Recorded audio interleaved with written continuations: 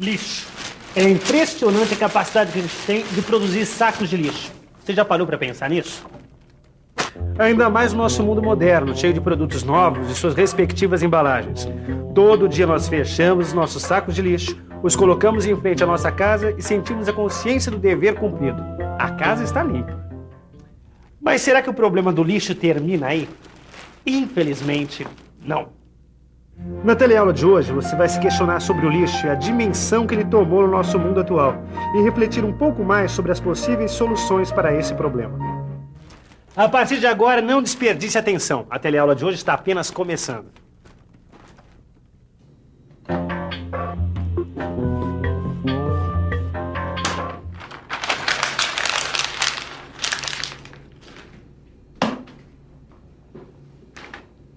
Pra deixar aí mesmo, meu velho.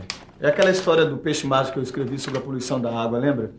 Então, a impressão saiu péssima. Eu acho que eu vou ter que trocar o cartucho de tinta da impressora. Mas você pensa que os problemas ambientais terminam na poluição da água, né? Você está esquecendo do lixo, Edgar. Mas é só uma folha de papel mesmo? É só uma folha de papel, mas depois você joga outra, depois mais outra e mais outra. E o cartucho de tinta? Você vai fazer o que com ele? Vai guardar de recordação? Bom, vou jogar no lixo também. Então, esse exatamente é o problema do lixo. Cada um de nós produz um pouquinho. Numa cidade com milhões de habitantes, chega uma hora que ninguém mais sabe o que fazer com tanto lixo. O senhor mora aqui há muito tempo? Há 58 anos. E este bairro aqui mudou muito? Consideravelmente. O bairro antigamente era tudo praticamente barro, a Silva Romero era barro, e hoje já está completamente diferente, já com asfalto, enfim, é como se fosse o dia e a noite, vai. O que mudou? Mudou o comércio, antigamente o comércio já era bem menos do que hoje, números de prédio que antigamente quase não existia, então hoje já o número de prédio, número de pessoas, quer dizer, então mesmo aqui a mudança foi considerável. Aumentou muito o número de pessoas? Demais, demais. Como que era antes? Antes era bem menos, né? Bem menos pessoas. Hoje tem bem mais pessoas. E a mesma coisa acontece na maioria dos bairros e das cidades. No mesmo espaço onde havia uma casa antiga que abrigava uma família, que tinha em média 6, 7 pessoas, foi construído um prédio de muitos andares, com dezenas de apartamentos e centenas de moradores. Isso por toda a cidade. Em outras palavras, a tendência urbana de crescimento é sempre a verticalização. E o que isso acarreta? O aumento da população no bairro. Aumenta também o número de carros, causando problemas no trânsito, aumenta o barulho e aumenta o lixo.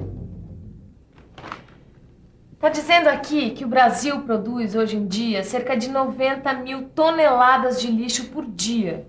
90 mil toneladas, dá para acreditar? Isso corresponde a 30 mil caminhões de lixo cheios. 30 mil caminhões? Mas o que é que a gente faz com tanto lixo? Bom, você já viu a loucura desenfreada de embalagens e produtos descartáveis que existem hoje em dia. E isso, sem dúvida, agrava muito esse problema. E será que esse lixo pode ser tratado? Olha, está escrito aqui que grande parte desse lixo pode ser reciclado. E a outra parte é constituída por material orgânico que pode ser decomposto por micro-organismos. Bom, então tá na hora da gente começar a pensar numa política séria de tratamento do lixo, né? Exato. O certo é sobrar uma quantidade mínima de lixo para ser enterrado ou incinerado. Mas hoje em dia, cerca de 88% de lixo é atirado nos lixões. 10% vai para os aterros sanitários. E só 2% só, dá para acreditar, é que é usado nas usinas de tratamento. Bom, eu gostaria de saber o que é que acontece com o lixo nesses lugares, né? E você, não?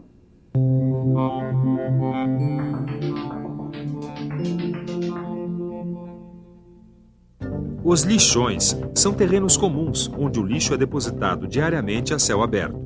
Seu maior problema é provocar a contaminação da água, do solo e do ar. A decomposição do lixo produz um líquido negro, altamente poluente, que penetra o solo, atinge as águas que saem das fontes e minas, enfim, as águas que bebemos. Essa decomposição também provoca a proliferação de animais que transmitem inúmeras doenças. o solo contaminado torna-se improdutivo, além de ser um grande desperdício ocupar esses enormes terrenos com lixo. Já os aterros sanitários são uma solução melhor do que os lixões, pois são áreas escolhidas com critério, isto é, em terrenos não produtivos e não localizados em áreas de preservação ambiental. Nestes aterros, o lixo é disposto em camadas, cobertas com terra ou argila e compactadas por tratores e esteiras. Depois de algum tempo, esse lixo é parcialmente decomposto por micro-organismos que se alimentam dele. O problema com os aterros é que nem todo lixo é decomposto e o excedente vai se acumulando até lotar a capacidade do terreno. Em São Paulo existem atualmente 5 aterros sanitários, um apenas para entulhos da construção civil. Dos outros 4, 2 já estão esgotados. Nas usinas de tratamento não se acumula lixo. Ao chegar na usina, o lixo é espalhado em esteiras móveis para que materiais recicláveis possam ser separados, como vidros, papéis, metais, plásticos e outros. Esses materiais depois são vendidos às indústrias de reciclagem. O lixo restante é colocado em enormes tubos chamados biodigestores, onde, por meio da ação de micro-organismos, transforma-se em um composto orgânico que pode ser usado como adubo ou componente de rações para animais. O lixo residual que sobrar é levado para um aterro sanitário. E ainda existe o método da incineração. O lixo incinerado é proveniente de hospitais, clínicas veterinárias ou materiais tóxicos. Os gases contidos na fumaça do lixo podem ser poluentes se não forem corretamente tratados. Portanto, se a gente quiser aumentar a vida útil dos aterros, não basta apenas jogar o lixo nos sacos plásticos. A gente precisa reaprender a jogar o lixo fora. Ou seja, a gente precisa aprender a reutilizar e a reciclar o lixo. E se você quiser participar da coleta seletiva de lixo, você deve jogar os diferentes materiais nos coletores apropriados. Esse sistema ainda não está sendo muito bem utilizado, falta divulgação e a coleta domiciliar é deficiente. Para você ter uma ideia, das 12 mil toneladas de lixo recolhidas diariamente em São Paulo, apenas 10 toneladas vão para a reciclagem. Só 10 toneladas? Eu não tinha ideia de que era tão pouco, viu? Você entendeu agora por que eu peguei de volta a folha que você jogou no lixo? Daqui pra frente eu vou entrar de cabeça nessa história da coleta seletiva do lixo, viu, Edgar? Nilza, você tem razão, viu? Você sabe que isso me despertou uma curiosidade? De conhecer alguma coisa mais sobre o papel. Vamos dar uma olhada pra ver se a gente encontra alguma coisa na nossa enciclopédia eletrônica, né? Boa. Vamos ver. Olha só. O papel foi inventado na China, e lá pelo século II a.C. E chegou à Europa apenas no século XI. Mas hoje em dia a fabricação do papel é completamente diferente. Ele é fabricado a partir da pasta de celulose, obtida através da moagem da mistura de madeira e água. E olha só, esse processo de cozimento polui a água e o ar. E o pior é que para se fabricar 1 tonelada de papel virgem, são utilizadas de 10 a 20 árvores adultas e 100 mil litros de água. Eu estava lendo num documento que eu tirei numa BBS uma coisa incrível. Quando você recicla o papel, a quantidade de água empregada diminui para apenas 2 mil litros. Olha que diferença. Bom, isso sem falar que o melhor é evitar o corte de 10 a 20 árvores. Nossas florestas agradeceriam, hein? Isso sem dúvida. Bom, sem falar que a energia gasta no processo de reciclagem é 71% menor do que a empregada no processo de produção do papel virgem. Sem falar também que esse processo não é poluidor. Viva o papel reciclado, hein? Bom, mas como será que é feita essa reciclagem, hein?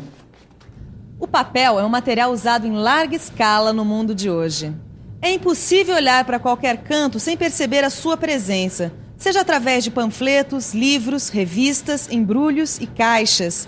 E seu uso em larga escala sempre nos remete ao problema do corte das árvores. Por isso, a sua reciclagem assume uma importância muito grande. Estamos na escola do Senai e vamos conversar agora com o professor Célio. Professor, quais são as principais etapas no processo de reciclagem do papel? A coleta das aparas, a seleção das mesmas, a desagregação, a homogeneização, a formação da folha de papel, a prensagem e a secagem. Mas não é apenas o papel que vive da reciclagem do lixo. Existem também outros materiais importantes, como o vidro, o metal e o plástico.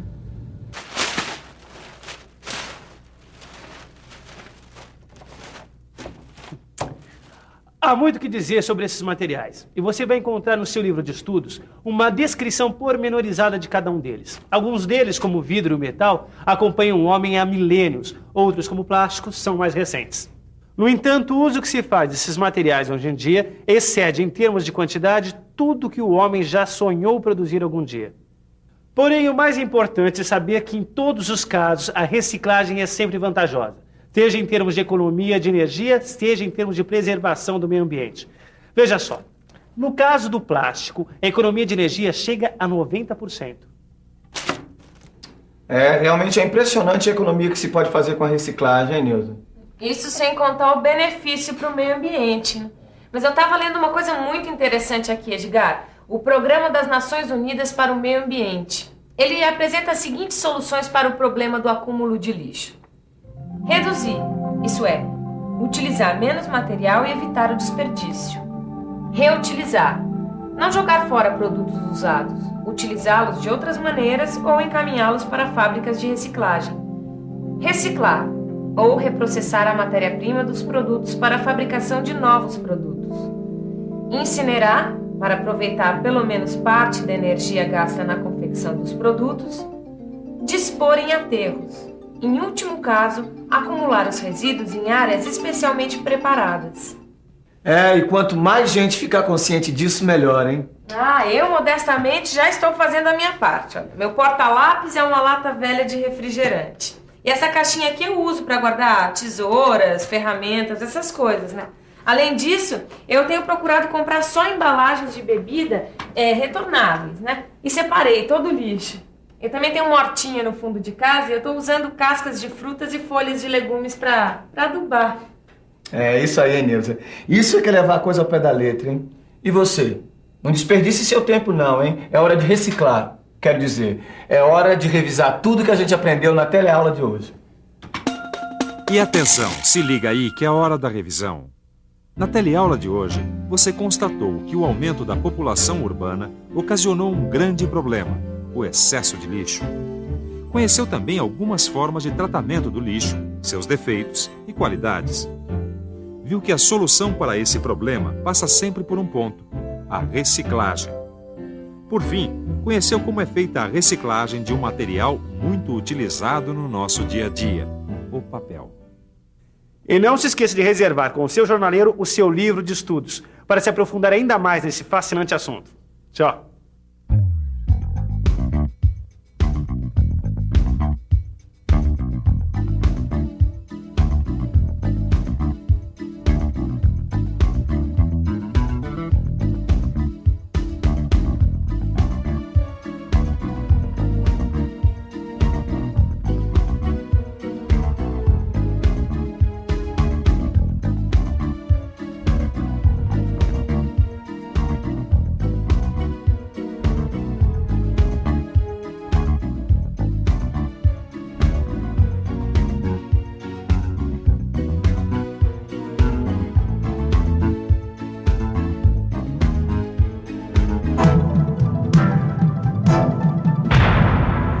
Telecurso 2000, um programa de educação do Sistema Fiesp e da Fundação Roberto Marinho.